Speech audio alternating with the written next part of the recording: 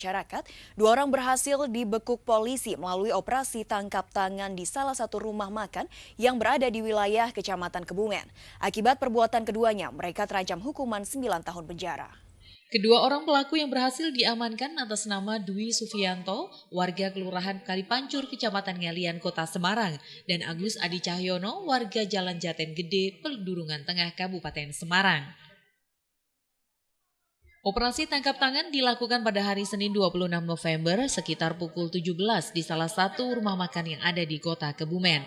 Selain mengamankan kedua pelaku, pihaknya juga berhasil mengamankan sejumlah barang bukti, yakni uang tunai sebanyak 4 juta, 1 bendel proposal permohonan bantuan dana kegiatan biaya operasional 2018, Komite Pemantauan Kebijakan Negara, dan 1 unit mobil Nissan Grand Livina bernomor polisi H8579JG beserta kontaknya.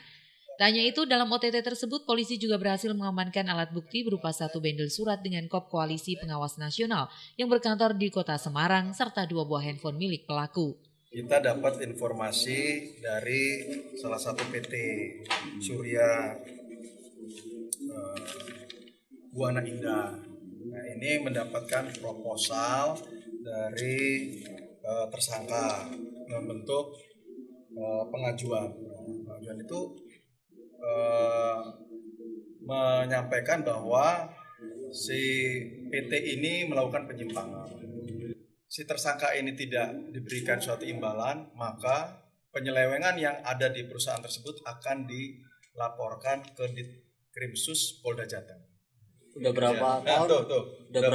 Udah berapa lama Mas melakukan seperti itu? Warga Cimahi, Jawa Barat kehilangan motornya setelah 2 pelaku berpura-pura meminta tolong untuk mendorong motor yang mogok. Aksi pelaku terekam kamera pemantau atau CCTV. 2 orang pelaku yang berpura-pura minta tolong untuk mendorongkan motornya kepada korban yang terjadi di Jalan Padasuka, Kota Cimahi, Jawa Barat.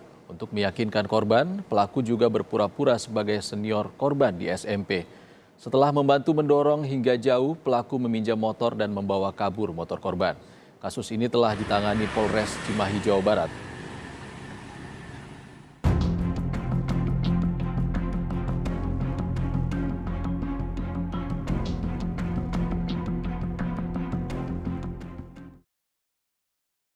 Assalamualaikum warahmatullahi wabarakatuh.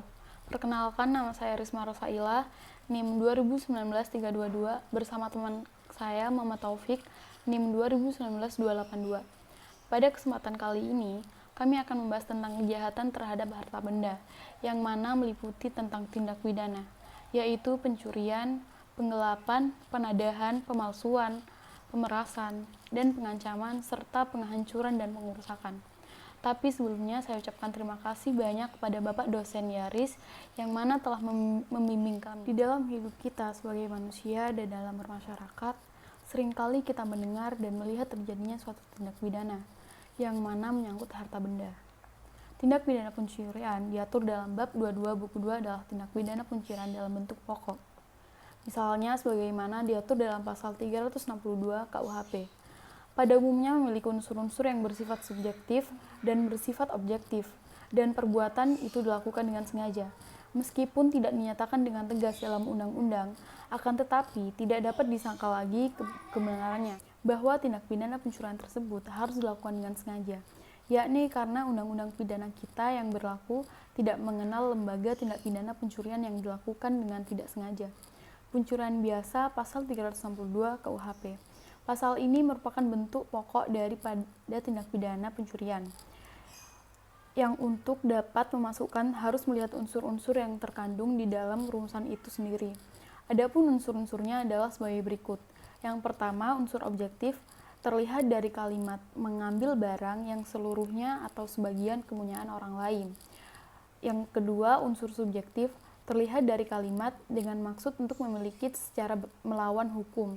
Kalimat barang siapa dalam rumusan pasal itu berarti siapa saja atau setiap orang atau bagi siapa saja yang dapat dianggap sebagai pelaku yang melakukan perbuatan sebagaimana yang dilarang untuk dilakukan dan yang menyatakan dalam undang-undang. Dengan demikian, perbuatan mengambil itu berarti yang pertama mengambil dari tempat di mana suatu benda itu semula berada, yang kedua mengambil suatu benda dari penguasaan orang lain. Assalamualaikum warahmatullahi wabarakatuh. Perkenalkan, nama saya Taufikur Rahman Saleh, NIM 2019-282 dari kelas pidana 2F. Saya akan menjelaskan mengenai kejahatan terhadap harta benda.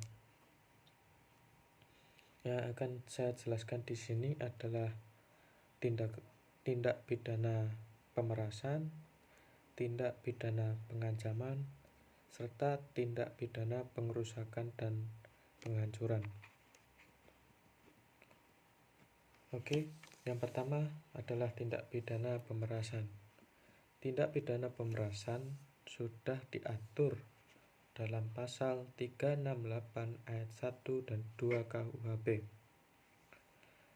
Di sini di pasal 368 ayat 1 itu mereka menjelaskan mengenai unsur subjektif dan unsur objektif dari tindak pidana pemerasan. Unsur subjektifnya adalah dengan maksud untuk menguntungkan diri sendiri atau orang lain dengan melawan hukum. Sedangkan unsur objektifnya adalah perbuatan memaksa orang, kemudian dilakukan dengan kekerasan atau ancaman kekerasan agar orang itu memberikan sesuatu barang seluruhnya atau sebagian kepunyaan orang itu atau orang lain, atau meniadakan piutang. Jadi di unsur subjektif ini mereka si pelaku memaksa orang lain dengan mengancam kekerasan, dengan ancaman kekerasan agar mereka memberikan sesuatu barang yang ingin dimilikinya. Kemudian dalam pasal 368 ayat 2 dijelaskan mengenai ketentuan pasal 365 ayat 2, 3, dan 4 terhadap ketentuan pasal 368 KUHP. Dalam tindak pidana pemerasan sebenarnya tidak berdiri sendiri. Si pelaku perbuatan biasanya menggunakan 2 atau lebih alat pelanggar sebagaimana yang dirumuskan dalam hal 368 KUHP. Kemudian pelaku juga tidak harus berhadapan langsung dengan orang yang diperas, tapi dapat dilakukan melalui telepon, email, atau melalui pihak ketiga. Kemudian saya akan menjelaskan mengenai tindak pidana pengancaman. Tindak pidana pengancaman terdapat dalam pasal 369 KUHP ayat 1 dan 2. Dalam pasal tersebut kita dapat memperhatikan unsur-unsur yang ada di dalamnya. Yang pertama adalah unsur subjektifnya. Di dalam pasal 369 KUHP terlihat kalimat dengan maksud untuk menguntungkan diri sendiri atau orang lain secara melawan hukum. Yang kedua, unsur objektif. Di sini terdapat kalimat barang siapa dengan ancaman akan menista atau mencemarkan, akan mengumumkan atau membuka suatu rahasia, memaksa seseorang untuk menyerahkan sesuatu benda atau barang yang seluruhnya atau sebagian orang itu, kemudian menghapuskan hutang atau membuat piutang.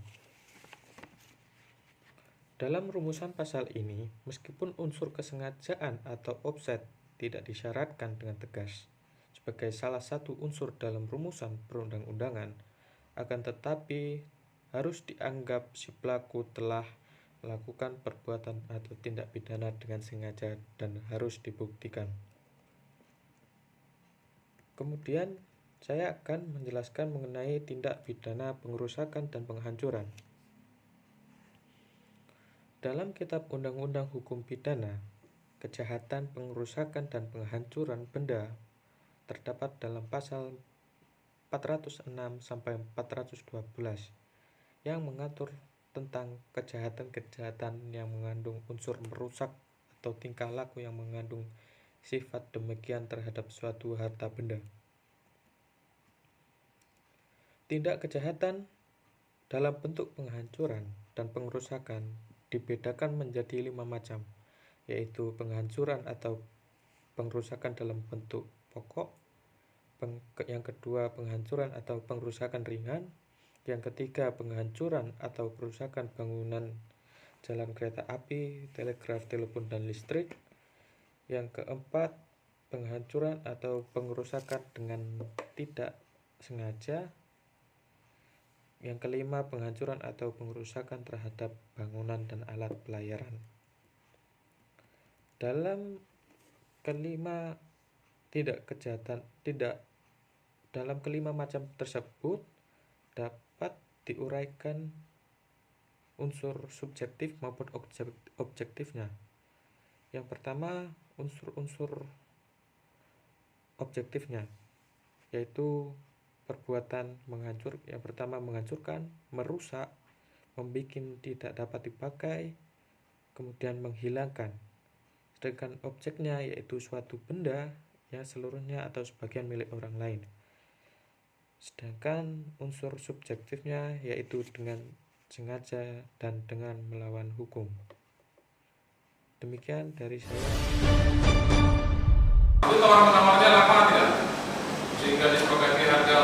Saudara Lun, Ridwan alias Iwan, pelaku pembunuhan sadis terhadap Jisun atau alias Asun sekeluarga, kembali disidangkan di Pengadilan Negeri Banda Aceh pada Senin 2 Juli 2018. Tanya itu warnanya masih ingat saudara sendiri? Tas warna hitam. Ransel atau tas lempak? Tas lempak. Baik. Kendaraannya apa? Scoopy. Warna putih. Mohon kami perhatikan Pak untuk daripada kendaraan. Sidang kedua ini, jaksa memeriksa 2 saksi yang dihadirkan jaksa penuntut umum Kejari Banda Aceh, yaitu Salman 28 tahun dan Wali Afzal 27 tahun. 2 saksi merupakan orang yang membeli HP milik Asun yang dirampas oleh terdakwa Ridwan. Ya, dia cerita gitu waktu. Nah, terus ceritanya gimana? Samsung dihargai sertifikat. Penadahan. Memprediksi bagaimana perkembangan masalah itu terbukti atau tidak, ini kan masih tetap terikat dengan azas praduga tidak bersalah itu kan. Kemudian dalam hal ini memang si terdakwa sudah membenarkan saksi. Dari hasil keterangan saksi tadi bagaimana? Kita belum bisa menilai. Belum bisa menilai apakah ini masih awal. Tapi terdakwa membenarkan semua keterangan saksi? Ya, dalam hal ini memang pada saksi yang tadi juga terdakwa dalam kasus. Dalam kasus yang sama itu. Bukan dalam arti kasus yang sama dalam kasus pembunuhan, tidak. Mereka ikut sebagai penada. Diambil dari tempat kejadian perkara. Dari Banda Aceh, Budi Fatria, Serambi On TV.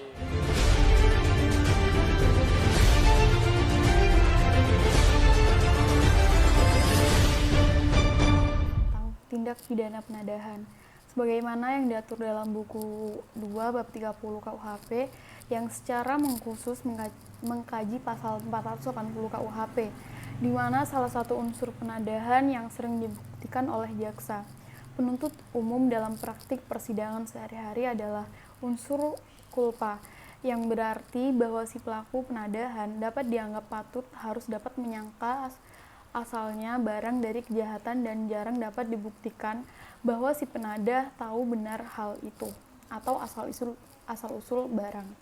Dalam hal ini, maksud untuk mendapatkan untung merupakan unsur dari semua penadahan berdasarkan uraian sebelumnya. Dapat dilihat bahwa kajian terhadap kejahatan pemudahan dalam tindak pidana penadahan penting untuk dilakukan, sehingga penulis tertarik untuk mengkaji secara ilmiah perbuatan penadahan yang sangat erat hubungannya dengan kejahatan-kejahatan seperti pencurian, penggelapan, atau penipuan. Justru karena adanya orang yang mau melakukan penadahan, maka orang-orang itulah seolah-olah dipermudah maksudnya untuk melakukan pencurian, penggelapan, atau penipuan.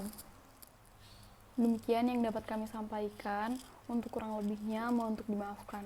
Sekian, semoga bermanfaat. Wassalamualaikum warahmatullahi wabarakatuh.